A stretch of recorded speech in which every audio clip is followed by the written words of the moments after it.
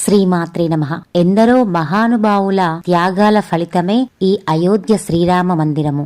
మళ్లీ మన శ్రీరామరాజ్యం తిరిగి రాబోతుంది. జనవరి 22వ తారీఖు అయోధ్యలో శ్రీరామచంద్రుడు పట్టాభిషిక్తుడై సింహాసనంపై కూర్చొని తిరిగి మళ్లీ మనందర్నీ పరిపాలించబోతున్నాడు. ఇంతటి పరమ పవిత్రమైన కార్యక్రమానికి మనందరికీ ఆహ్వానం పలుకుతూ అయోధ్యలో మొదటగా పూజ చేసిన అక్షితలను మనందరికీ ఆశీర్వచనంగా ప్రతి హిందూ ఇంటి గడప గడపకు పంచుతున్నారు.